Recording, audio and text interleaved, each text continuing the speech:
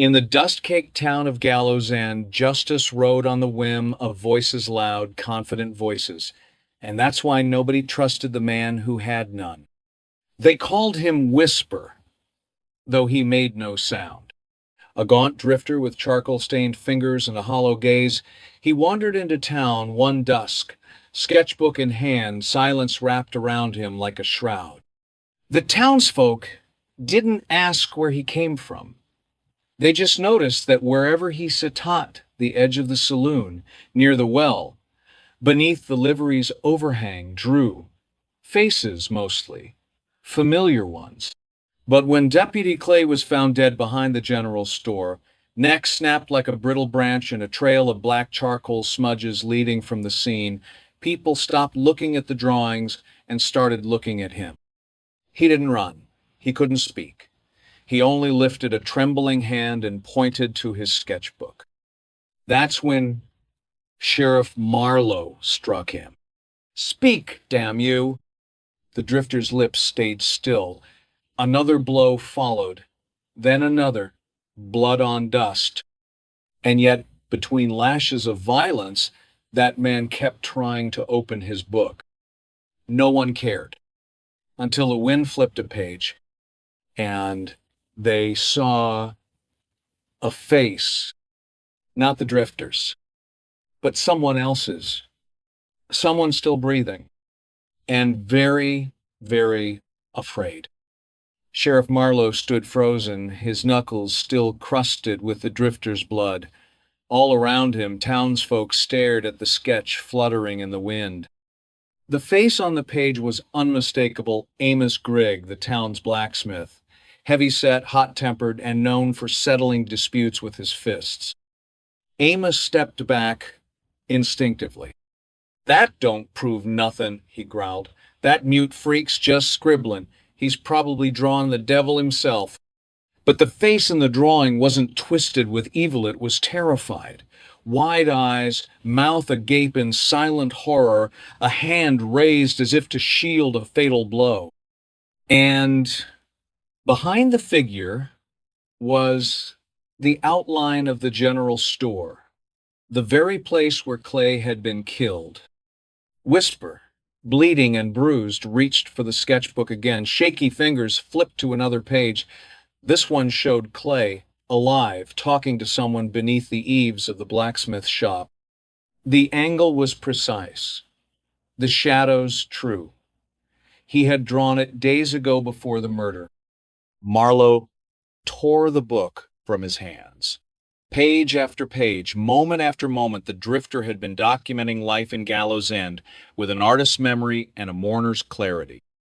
Conversations, encounters, arguments, and fear.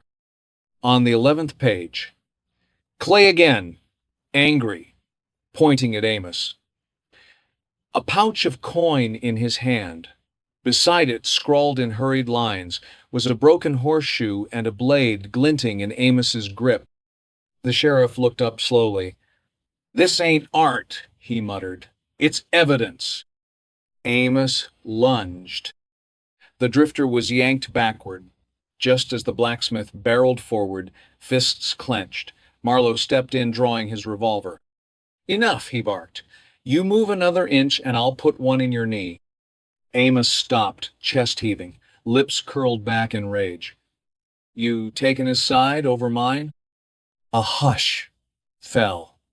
Gallows End had never seen Amos challenged. He was the kind of man whose shadow silenced rooms. But now that same shadow seemed to shrink under the weight of what had been drawn. "I ain't taking sides," said Marlowe, "but I aim to listen to what this man's been seeing." "But he don't talk," Amos roared. "Then maybe it's time we learn to read," the sheriff said. The townspeople began to gather near the jailhouse, where Marlowe led the drifter for safety. Word spread fast. Not just about Clay's death, but about the drawing show. They spoke louder than any testimony, and how the man they'd mocked, beaten, and nearly killed had seen everything and remembered it all. Doc Hanley stitched the drifter's lip in silence, his hands gentler than usual. "You're not mad," he whispered. "You're a witness." That night, by lantern light, Sheriff Marlowe went through every page. Whisper sat nearby, bandaged and pale, pointing when asked, nodding or shaking his head with quiet urgency. Together, they pieced together the events of the past week. The argument over stolen money, the meeting between Amos and Clay, and finally the moment Clay turned his back. The drawing was chilling. Clay's head bent, walking away. Amos's eyes narrowed, one foot raised behind him, a hammer in hand. It was no longer just art, it was indictment. But without a spoken confession, the law demanded more, so Marlowe devised a plan. The next morning, the sheriff called a town meeting. Amos stood among the crowd, his jaw tight, flanked by two hired hands. "What's this now?" he barked. "A damn art show?" "No," said Marlowe, "a reckoning." He lifted Whisper's sketchbook high and turned the pages slow, one by one, letting each image speak its silent truth. Gasps filled the air. Men looked to wives. Mothers clutched children. And then Marlowe spoke. "You think justice belongs to the loudest voice? It doesn't.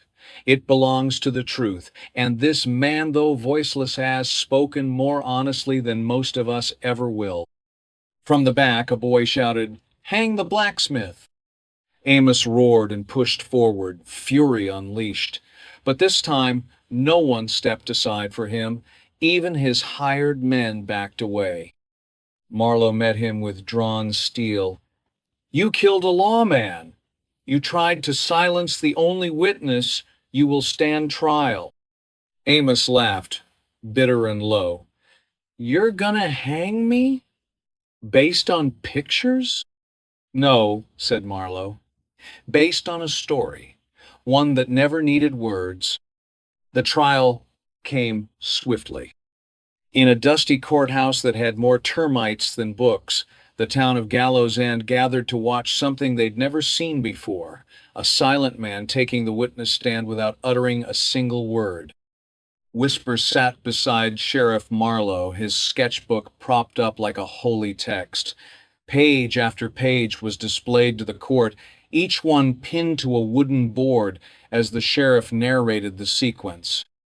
The judge, a whiskey-breathed man named Silas Croft, watched with narrowed eyes and a twitching jaw. "You ask me," growled Amos from the defense bench. "This ain't justice. It's a damn puppet show."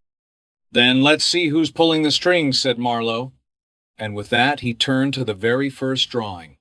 One no one had noticed before, one even Whisper hesitated to show.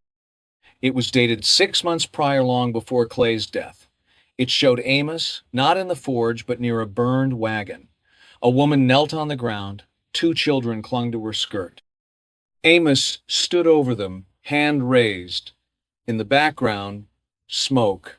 And behind the smoke, the faint outline of the drifter hiding in brush, sketching even then. The courtroom went still. Marlowe looked at Whisper. "You saw this?" The drifter nodded slowly. One tear slid down his cheek. A woman in the back gasped. That was the widow from New Hope, the one who vanished. More murmurs. Rumors that had long sat cold suddenly stirred to life. Marlowe turned another page. There, in trembling charcoal, was a shallow grave. Judge Croft leaned forward. "You tellin' me this man has been witnessing crimes across the territory?" "Not just witnessing," said Marlowe. "Cataloging and carrying the weight of them all." Whisper's hands began to shake. He reached for a small tin he kept tied to his belt. Inside were tiny scraps of drawings, torn pieces, things he'd never dared share. He laid them on the table, one by one, excellent testimonies of theft, cruelty, and killings, not all from Amos, but enough. And there in one scrap was the drawing that changed everything. Amos, kneeling, weeping. before a wooden marker. Not Clay's, not the widow's. It read, Anna Grigg, his wife. Gasps turned to murmurs, then to questions whispered like prayers. Anna Grigg had died 5 years prior. Everyone knew that. The town held a service. Amos drank for days, but no one ever asked how she died. He claimed it was fever. But the sketch told a different story. Amos knelt not in mourning, but in confession. Behind him, barely visible in the shading, was a spilled vial, a rag, a broken mirror. And on the back of the wooden cross, sketched in faint lines, was a single word, sorry. The judge narrowed his eyes. You trying to say he killed his own wife? Whisper didn't answer. He couldn't, but he didn't need to. Marlowe picked up the final drawing. It was newer, smudged, but clear. It showed Amos holding a knife behind his back. Across from him, Clay, unaware, the blade gleamed under torchlight, the exact blade found buried near the general store. Enough, Amos muttered. No one heard. Enough, he said louder, rising to his feet. But Marlowe kept speaking. We thought Clay's death was about a blacksmith's temper, about rage, but it wasn't. It was about secrets. Amos tried to bury them, but someone was watching. Amos let out a roar louder than a shotgun Kraken charged the bench. Marlowe moved fast, slamming him against the wall as deputies wrestled him down. The courtroom broke into chaos. But Whisper didn't flinch. He simply opened to one last page. A picture of a courtroom. Amos in chains, and the town watching in silence. It was dated yesterday. The drifter had drawn it before the trial had even begun. The courtroom emptied slowly, heavy with the weight of truth. Amos Grigg was taken to the town jail, shackled in silent shadow of the man who had once ruled the forge with iron fists. Sheriff Marlowe closed Whisper's sketchbook gently, careful not to disturb the fragile pages. You saved us, he said softly, looking at the mute drifter. Whisper only nodded. In the days that followed, the town grappled with the shock of their own blindness. Amos's guilt was undeniable, but more than that, the townsfolk wrestled with how quickly they had judged a man who could not speak, who only offered his truth through charcoal and paper. The drifter, once a figure of suspicion and violence, became an unlikely hero. Slowly, whispers of respect grew louder than the shouts of scorn. Mothers brought their children to see him draw. Shopkeepers stopped locking their doors when he passed. Even Amos's old friends in the blacksmith circle avoided him, and some whispered that the silent man had a kind of power stronger than any gun. Marlowe watched all this with a mix of pride and regret. He'd learned that justice wasn't always loud or easy. It was quiet, patient, and sometimes required reading between the lines. One evening, beneath a blood-red sunset, Whisper packed his few belongings. The town had given him a place to stay, but his restlessness was as deep as the plains. Before leaving, he sat on the porch of the saloon and began to draw once more.